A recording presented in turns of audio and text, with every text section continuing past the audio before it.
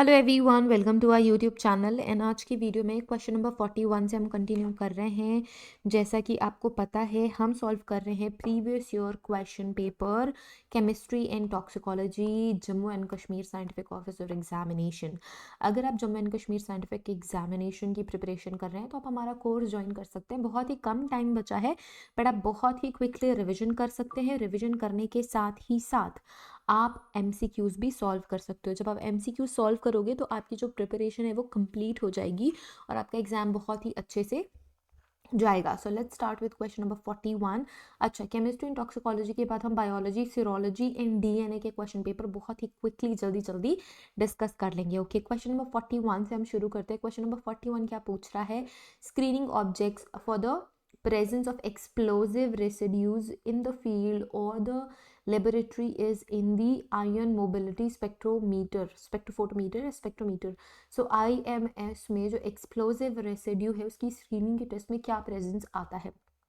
ठीक है, सो इसका करेक्ट ऑप्शन है, स्क्रीनिंग पर्पस के लिए होता है, डिटेक्शन पर्पस के लिए होता है, दोनों ही होता है, दोनों नहीं होता है। सो दोनों के लिए होता है। स्क्रीनिंग पर्पस इसके लिए भी यूज करा जाता है, डिटेक्शन पर्पस इसके लिए भी यूज करा जाता है। तो ये दोनों ही आपका करेक्ट आंसर है।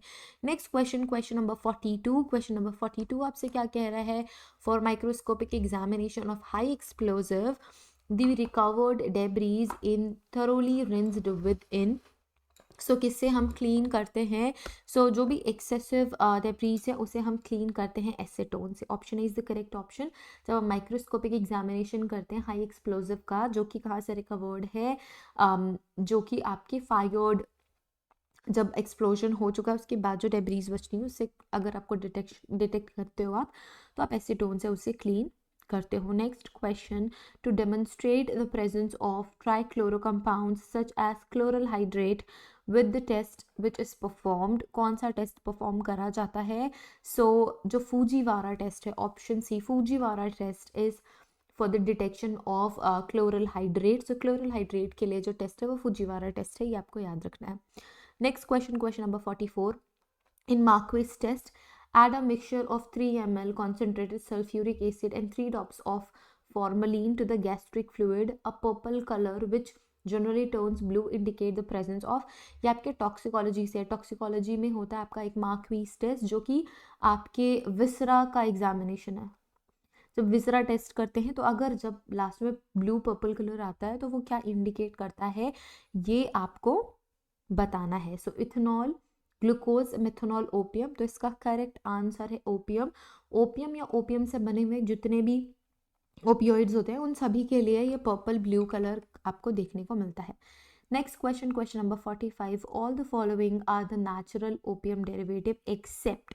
आपको ये बताना है कि इनमें से बहुत सारे ना नेचुरल ओपियम डेरिवेटिव है, मतलब नेचुरली ओपियम से डिराइव होते हैं, सिंथेटिक कुछ भी नहीं है। कौन सा नहीं है? 3 है जो सही आंसर है, एक जो है जो गलत आंसर है, उसको ही आपको बताना है। मतलब गलत आंसर है इन अ सेंस कि वो सिंथेटिक ओपियम है। ठीक है, सिंथेटिक ओपियम है। कौन सा सिंथेटिक ओपियम है आपको ये बताना है। सो आपको पता ही होगा कि ओपियम, कोडीन और मॉर्फिन ये सारे के सारे क्या है? नेचुरल ओपियम है। Option C is the correct option here. जो लोप्रामाइड है ये आपका सिंथेटिक ओपियम है, ये नेचुरल ओपियम डेरिवेटिव नहीं है। Next question, question number 46। The petrol, kerosene, diesel and their residues can be identified and differentiated using gas chromatography, liquid chromatography, FTIR spectroscopy and X ray diffraction method. ठीक है, तो इसका correct answer है gas chromatography. Gas chromatography is the correct answer, जिसमें हम petrol, kerosene, diesel को क्या कर सकते हैं? डिफरेंशिएट कर सकते हैं, आइडेंटिफाई कर सकते हैं। Okay, next question, question number 47 जो पूछ रहा है, mostly use in GC column, gas chromatography columns में यूज होता है। किसके लिए? पेट्रोलियम प्रोडक्ट के एनालिसिस के लिए। सो क्या है इसका answer? OVI and epizenol, SE30 and all of the above. So all of the above is the correct answer.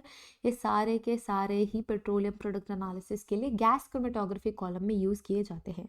Next question, question number 48 क्या पूछ रहा है? The best gas chromatography detectors for petroleum product analysis is. So इसका भी correct answer क्या है? इसका correct answer है FID।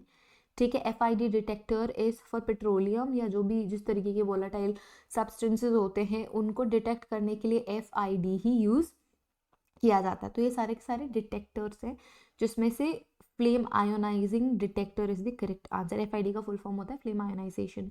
Next question, question number 49, most arsons are started with petroleum based blank such as gasoline और kerosene. तो ये क्या होते हैं, जो मोस्ट आर्सन के केसेस होते हैं वो उसमें हम क्या यूज़ करते हैं, उसमें हम एसेलरेंस यूज़ करते हैं जो कि एसेलरेट करता है बोर्निंग प्रोसेस को ठीक है।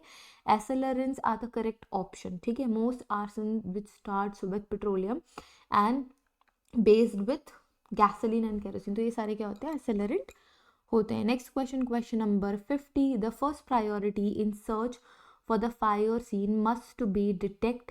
सबसे पहला क्या होता है, क्या प्रायोरिटी होती है फायर के केस में, फायर की ओरिजिन। आपको ये पता करना बहुत ज़्यादा इंपॉर्टेंट होता है कि कहाँ से ये फायर ओरिजिनेट हो रही है, कहाँ से ये फायर स्टार्ट हो रही है। तो फायर का ओरिजिन पता करना बहुत ज़्यादा ज़रूरी है, क्योंकि इसी ही ओरिजिन में आपको ये पता चलता है कि एक्सीडेंटल फायर है या फिर डेलिबरेट फायर है, मतलब आर्सन है ठीक है। सो फायर का ओरिजिन पता करना is important. Next question, question number 51, सो जो टेल टेल साइंस होते हैं वो किस में ऑकर होते हैं, आपको ये बताना है। पॉइजनिंग के केस में, एक्सप्लोजन के केस में, आर्सन के केस में, या हिट एंड रन के केस में। इजी स्ट्रेट आंसर है आर्सन के केस में टेल टेल साइंस आपको दिखते हैं। आर्सन क्या होता है, डेलिबरेट फायर को हम आर्सन कहते हैं। Next question, question number 52, most suitable technique for determining thermal processing history, especially when color changes occur in uranium compounds of various oxidation states ठीक है। तो इसका करेक्ट आंसर क्या है, objective colour analysis is the correct answer ठीक है। जो objective colour analysis है सबसे ज़्यादा सूटेबल प्रोसेसिंग होती है in the history with respect to colour change in uranium compounds और इसके डिफरेंट ऑक्सीडेशन स्टेट्स में। Next question, question number 53, question number 53 क्या कह रहा है, chemical separation technique frequently utilized in nuclear forensic is. तो क्या हम मेथड यूज़ करते हैं, so gas chromatography, liquid chromatography, UV visible spectroscopy and X ray absorption spectroscopy. तो करेक्ट आंसर है एक्स रे अब्जॉर्प्शन स्पेक्ट्रोस्कोपी, जो कि केमिकल सेपरेशन टेक्निक के लिए यूटिलाइज किया जाता है in nuclear forensics. Next question, question number 54, which says the irritation in the mucous membrane to produce congestion, coughing, sneezing, and eventually nausea is caused by what? ठीक है, so admicide, benzyl chloride, bromoacetone, benzyl bromide. So option A here is the correct option ठीक है। इसकी वजह से क्या होता है, म्यूकस मेम्ब्रेन में कंजेशन होता है, कफिंग होती है, स्नीजिंग होती है एंड लास्टली नोजिया भी होता है। Next question, question number 55, the primary mechanism of toxicity of nerve agent is inhibition of acetylcholinesterase, overexpression of acetylcholinesterase, both or none। तो इसका करेक्ट आंसर है inhibition of acetylcholinesterase, जो कि प्राइमरी मैकेनिज्म होता है आपके नर्व्स को डैमेज करने का। जो पॉइजन होता है जो आपके नर्व से रिलेटेड होता है वो क्या करता है, इनहिबिट करता है, रोक देता है कोलिनेस्टरेज नाम के हमारे न्यूरोट्रांसमीटर को, और जो भी सिम्टम्स वो कॉज करता है वो फिर इसी वजह से कॉज करता है। नेक्स्ट क्वेश्चन, क्वेश्चन नंबर 56, जो पूछ रहा है flame consist primarily of carbon dioxide, oxygen and nitrogen, water vapour and all of the above. तो बहुत स्ट्रेट सीधा आंसर है ऑल ऑफ द अबव, जो कि फ्लेम होगा क्या कंटेन करेगा, कार्बन डाइऑक्साइड भी होगा, अगर अभी भी वो फ्लेम चली रही है मतलब ऑक्सीजन भी है, नाइट्रोजन भी बनेगी, वाटर वेपर भी होगा, क्योंकि अगर वहाँ पे मॉइस्चर है तो वो वाटर वेपर में भी कन्वर्ट हो जाएगा। So all of the above is the correct answer.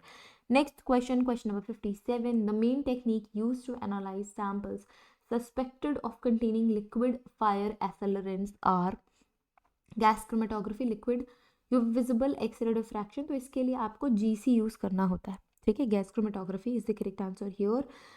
Next question पे चलते हैं, question 58, under most circumstances the most efficient mechanism for transfer of heat from burning fuel to fuel is yet to ignite is.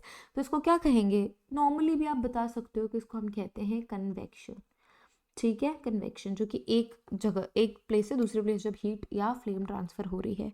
Next question, question number 59, which of the following involves carrying genetic information from DNA for protein synthesis. बहुत easy, किसकी बात कर रहे हैं हम, genetic information की बात कर रहे हैं। अब इन्फॉर्मेशन कौन लेके आता जाता है, messenger RNA, mRNA। Option A is the correct answer here, messenger RNA ही सारे मैसेजेस को इधर उधर पहुंचाता है। Next question, question number 60, which of the following is the study of energy relationship and conservation in biological system. ठीक है, so again straight easy question जिसे हम कहते हैं बायो, आप एनर्जी रिलेशन पढ़ते हो वो कहलाता है bioenergetics. Okay, so this was the 60th question everyone. हम 2020 के क्वेश्चंस 2020 के बैचेस कवर करेंगे कि एक वीडियो में 20-20 क्वेश्चन हम कवर कर ले, क्योंकि हमें क्विकली पूरा का पूरा पेपर सॉल्व करना है। पहले हम सिर्फ 10-10 के क्वेश्चंस की वीडियो बना रहे थे, but now it's 20 questions in a video. So we are done with 20th question, that is 60th question. In the next video we will start with question number 61. So question number 61 से 80 तक हम cover करेंगे। Okay, so if interested you can join our course for Jammu and Kashmir Scientific Officer Examination for 2024. Thank you so much everyone for watching this video. All the app link, course link and WhatsApp support number सब कुछ description में दिया हुआ है, so do check that out. Thank you. See you guys in the next video. Till then, take care. Bye.